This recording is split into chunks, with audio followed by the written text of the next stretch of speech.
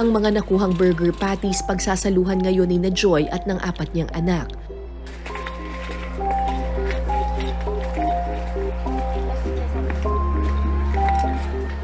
So, ano po yan? Mainit na tubig po? Hindi po, ma'am. Ah, hindi. Okay. Tapos, ganyan, ipiprito na agad yan? Hindi po, gasan ko pa po. 3 beses niya itong hinugasan bago iprito.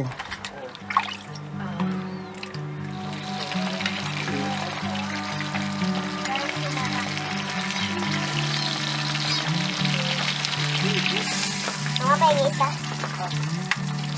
Hawakan mo na. Pinggan. Hawakan mo.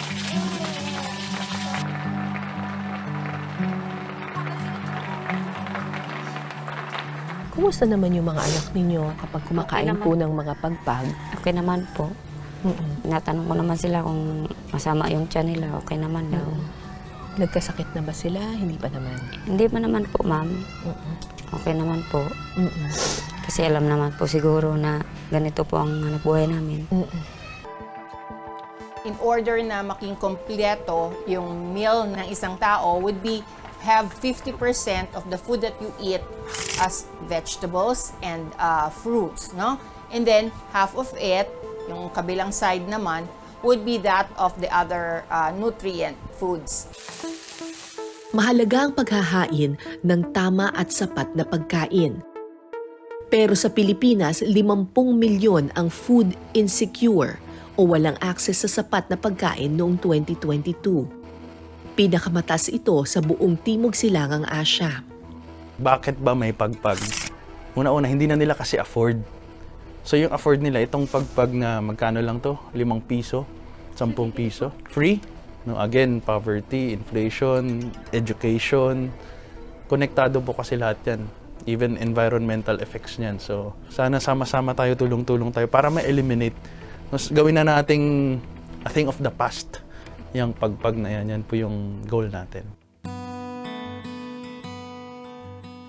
Okay, talikod ka. Samantala, inilapit namin sa Municipal Health Office ang sitwasyon ni Joy.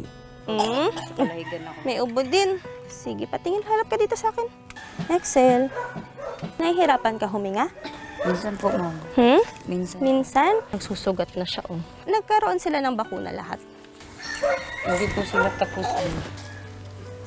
Binigyan ng gamot ang mag-iina para sa kanilang ubo at sipon.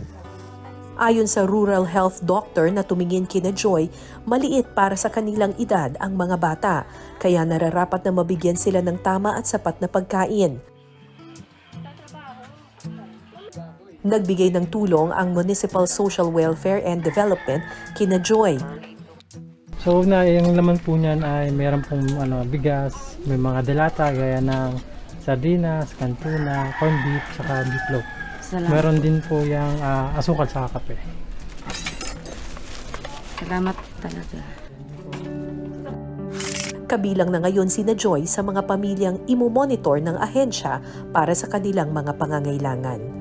Malaking tulong man ang ayuda na iniabot sa pamilya ni Joy, batid nilang hindi ito pangmatagalang solusyon sa problema ng kanilang komunidad.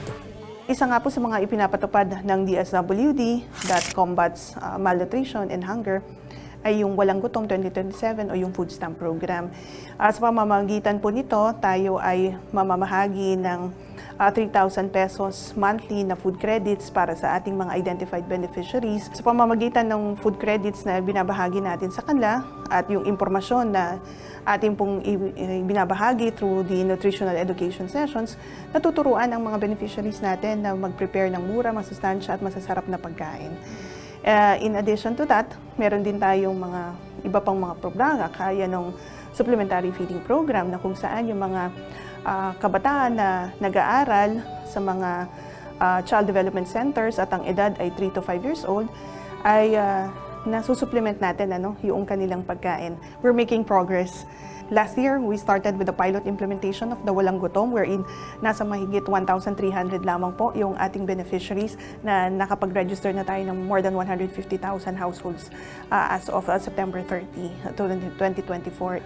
Right now, we're already considering na nga rin yung Walang Gutom Kitchen na mas marami na rin tayo matutulungan ng mga pamilya at individual na nasa mga lansangan na walang makain.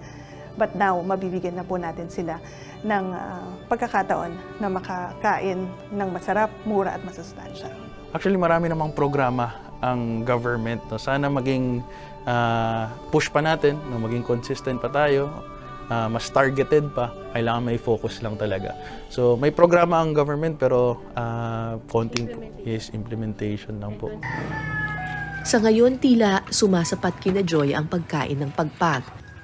Sinisiguro niyang ang mga pagpag na makukuha ay mga selyado at maayos pa ang pakete. Pero bilang ina, may mga pagkakataong tila dinudurog ang kanyang puso na makitang hindi makakain ng tama at sapat ang kanyang mga anak. Sana daw, makakain din daw sila ng hindi pagpag. Sabi ko, hayaan mo na kapag magkapera tayo, bibili tayo ng ulam na masarap. Pangmatagalan at konkretong solusyon sa seguridad sa pagkain ang kailangan para maibsan ang problema sa gutom. Huwag na sana itong umabot sa pangunguhan ng tira-tirang pagkain sa mga kaning baboy na hindi ligtas kainin ng tao. Sana dumating ang araw na ang mga tulad ni Joy hindi na maging isang kalahig, isang tuka.